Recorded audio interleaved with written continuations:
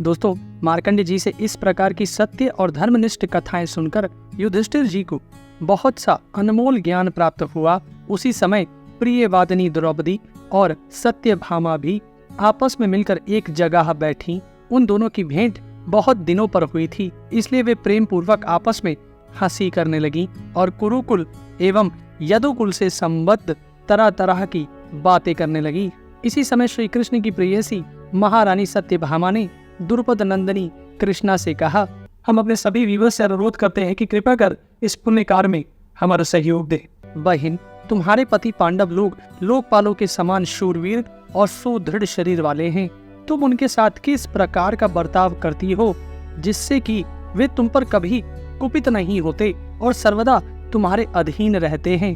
प्रिय, मैं देखती हूँ कि पांडव लोग सर्वदा तुम्हारे वश में रहते हैं और तुम्हारा मोह ताका करते हैं। सो यह रहस्य मुझे भी बताओ ना। पांचाली, तुम मुझे भी कोई ऐसा व्रत, तप, स्नान, मंत्र, औषधि विद्या और यौवन का प्रभाव तथा जप, होम या जड़ी बूटी बताओ जो यश और सौभाग्य की वृद्धि करने वाला हो और जिससे सर्वदा ही श्याम सुंदर मेरे अधीन रहें। ऐसा कहकर यशस्विनी सत्यभामा चुप हो गई। तब पति परायणा सौभाग्यवती द्रौपदी ने उससे कहा, सत्य, तुम तो मुझसे दुराचारी स्त्रियों के आचरण की बात पूछ रही हो। भला उन दूषित आचरण वाली स्त्रियों के मार्ग की बातें मैं कैसे कहूँ? उनके विषय में तो तुम्हारा प्रश्न या शंका करना भी उचित नहीं है, क्योंकि तुम बुद्धिमती और श्री कृष्ण की पट्ट महिषी हो। जब पति को यह मालूम हो जाता है कि ग्रह देवी उसे काबू में करने के लिए किसी मंत्र तंत्र का प्रयोग कर रही है, तो वह उससे उसी प्रकार दूर रहने लगता है जैसे घर में घुसे हुए सांप से। इस प्रकार जब चित्त में उद्वेग हो जाता है तो शांति कैसे रह सकती है, और जो शांत नहीं है उसे सुख कैसे मिल सकता है। अतः मंत्र तंत्र से कभी भी पति अपनी पत्नी के वश में नहीं हो सकता। इसके विपरीत इससे कई प्रकार के अनर्थ हो जाते हैं। धूर्त लोग जंतर मंत्र के बहाने ऐसी चीजें देते हैं जिनसे भयानक रोग पैदा हो जाते हैं तथा पति के शत्रु इसी मीस से विष तक दे डालते हैं। वे ऐसे चूर्ण होते हैं कि जिन्हें यदि पति जिह्वा या त्वचा से भी स्पर्श कर ले तो वे निसंदेह उसी क्षण उसको मार डालें। ऐसी स्त्रियां अपने पतियों को तरह तरह के रोगों का शिकार बना देती हैं। वे उनकी कुंवती से जलोदर, कोढ़, बुढ़ापे, नपुंसकता, जड़ता और बधिरता आदि के पंजों में पड़ चुके हैं। इस प्रकार पापियों की बातें मानने वाली वे पापिनी नारियां अपने पतियों को तंग कर डालती हैं, किंतु स्त्री को तो कभी किसी प्रकार अपने पति का अप्रिय नहीं करना चाहिए। यशस्विनी सत्यभामे, महात्मा पांडवों के प्रति मैं जिस प्रकार का आचरण करती हूँ वह सब सच सच सुनाती हूँ। तुम सुनो। मैं अहंकार और काम क्रोध को छोड़कर बड़ी सावधानी से सब पांडवों की, उनकी अन्य अन्य स्त्रियों के सहित सेवा करती हूँ। मैं ईर्ष्या से दूर रहती हूँ और मन को काबू में रखकर केवल सेवा की इच्छा से ही अपने पतियों का मन रखती हूँ। यह सब करते हुए भी मैं अभिमान को अपने पास नहीं फटकने देती।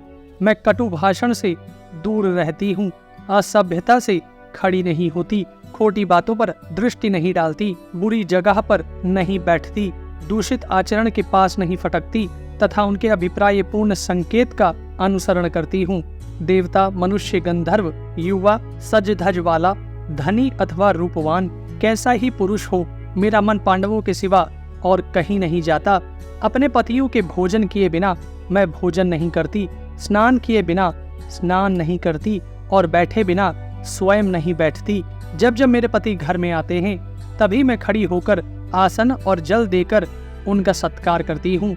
मैं घर के बर्तनों को मांज धोकर साफ रखती हूँ, मधुर रसोई तैयार करती हूँ, समय पर भोजन कराती हूँ, सदा सावधान रहती हूँ। घर में गुप्त रूप से अनाज का संचय रखती हूँ और घर को झाड़ बुहार कर साफ रखती हूँ। मैं बातचीत में किसी का तिरस्कार नहीं करती, उल्टा स्त्रियों के पास नहीं फटकती और सदा ही पतियों के अनुकूल रहकर आलस्य से दूर रहती हूँ। मैं दरवाजे पर बार बार जाकर खड़ी नहीं होती तथा खुली या कूड़ा करकट डालने की जगह भी अधिक नहीं ठहरती, किंतु सदा ही सत्य भाषण और पति सेवा में तत्पर रहती हूँ। पति देव के बिना अकेली रहना मुझे बिल्कुल पसंद नहीं है। जब किसी कौटुंबिक कार्य से पतिदेव बाहर जाते हैं तो मैं पुष्प और चंदन आदि को छोड़कर नियम और व्रतों का पालन करते हुए रहती हूँ। मेरे पति जिस चीज को नहीं खाते, नहीं पीते अथवा सेवन नहीं करते, उससे मैं भी दूर रहती हूँ। शरीर को यथा प्राप्त वस्त्र अलंकारों से सुसज्जित रखती हूँ तथा सर्वदा सावधान रहकर पतिदेव का प्रिय करने में तत्पर रहती हूँ। स्त्रियों के लिए शास्त्र ने जो जो बातें बताई हैं उन सब का मैं पालन करती हूँ। सास जी ने मुझे कुटुंब संबंधी जो जो धर्म बताए हैं उन सब का मैं पालन करती हूँ। भिक्षा देना, पूजन, श्राद्ध, त्योहारों पर पकवान बनाना, माननीयों का सत्कार करना तथा और भी जो जो धर्म मेरे लिए विहित हैं उन सभी का मैं सावधानी से रात दिन आचरण करती हूँ। मैं विनय और नियमों को सर्वदा सब प्रकार अपनाए रहती हूँ। मेरे पति मृदुल चित्त, सरल स्वभाव, सत्यनिष्ठ और सत्य धर्म का ही पालन करने वाले हैं। मैं सर्वदा सावधान रहकर उनकी सेवा में तत्पर रहती हूँ। मेरे विचार से तो स्त्रियों का सनातन धर्म पति के अधीन रहना ही है। वही उनका इष्ट देव है और वही आश्रय है। भला उसका प्रिय कौन कामिनी करेगी। मैं अपने पतियों से बढ़कर कभी नहीं रहती, उनसे अच्छा भोजन नहीं करती, उनकी अपेक्षा बढ़िया वस्त्राभूषण नहीं पहनती और न कभी सास जी से ही वाद विवाद करती हूँ तथा सदा ही संयम का पालन करती हूँ। सुबह मैं सावधानी से सर्वदा अपने पतियों से पहले उठती हूँ तथा बड़े बूढ़ों की सेवा में लगी रहती हूँ। वीर माता सत्यवादिनी आर्या कुंती की मैं भोजन, वस्त्र और जल आदि से सदा ही सेवा करती रहती हूँ। वस्त्र, आभूषण और भोजन आदि में मैं कभी भी उनकी अपेक्षा अपने लिए कोई विशेषता नहीं रखती। इसी से पति मेरे वश में रहते हैं।